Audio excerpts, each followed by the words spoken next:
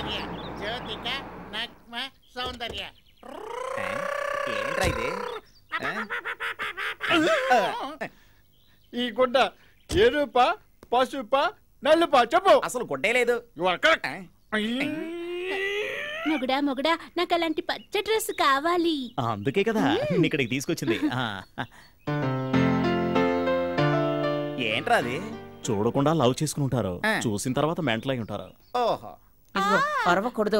అరవకుండారా రమ్మంటుంటే అరవదు. చూడు. Chief doctor room ఎక్కడ? ఆ రూమ్ లో ఉన్నారు.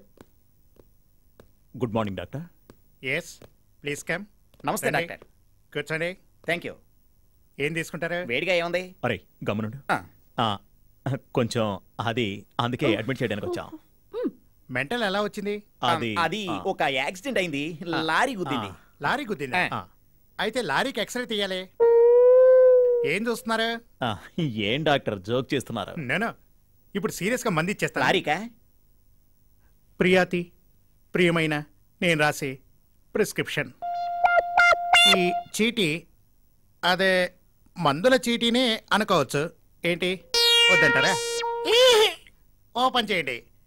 పొద్దున మాత్ర రాత్రి మాత్రం లోపలేస్తే మోషన్స్ అవుతాయి.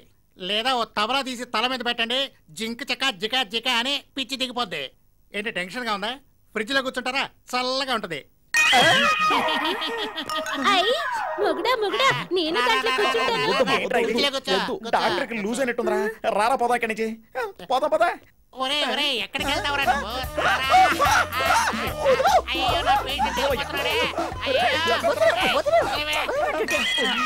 అదేం కాదు పిచ్చోడు సార్. ఇంతకీ మీకేం కావాలి? మీరు ఒరిజినల్ డాక్టరేనా? అవును. కొంచెం అడ్మిట్ చేయాలి. ఖర్చు ఎంతైనా పర్లేదు. ఈ అమ్మాయి ఎవరన్నా నిజం మాకు తెలియాలి. ఇక్కడ చాలా రోజులు ఉండాల్సి వస్తుంది. అయ్యయ్యో, పూర్తిగా మీరే ఉంచుకోండమ్మా. ఇటు చూడమ్మా, ఆ పిల్లకి ఎలక్ట్రిక్ షాక్ ఇవ్వండి, తప్పైనా ఆపరేషన్ చేయండి. కాలు పనికి రాకుండా పోని, దేని గురించి మేము అడగం. కానీ ఆ పిల్లని మాత్రం ఇక్కడే ఉండనివ్వండి. అన్నయ్య. మిస్టర్ రాజగోపాల్, భార్యని ఆసుపత్రిలో చేర్పించి తనకు విషం ఇచ్చి చంపేద్దామని ప్లాన్ చేసినట్టున్నావు. తనకి ట్రీట్మెంట్ ఇచ్చి బాగు చేద్దామని ఇక్కడ తీసుకొచ్చాను. తనకేం తక్కువ? ఎవరినైనా ఏదైనా ఇబ్బంది పెడుతుందా? నిన్ను భర్త అని కరెక్ట్ గా గుర్తించింది కదా, మరి తనకెందుకు ట్రీట్మెంట్? నేనే తన భర్తని, తను చూపించింది మీరే కదా. ఏమే నీ భార్యను నువ్వు నాకు చూపించావు కదా, మర్యాదగా మీ ఇంటికి తీసుకుని వెళ్ళిపో.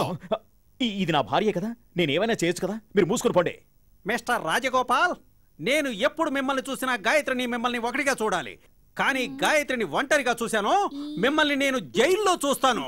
దానికి ఏర్పాటు ఇప్పుడే చేస్తాను. నిర్ణయం తీసుకోవద్దా? ఏంటయ్యా ఈ అమ్మాయిని తీసుకుని ఇంటికి పోవాలి, అంతే కదా? పదరా తీసుకుని పద.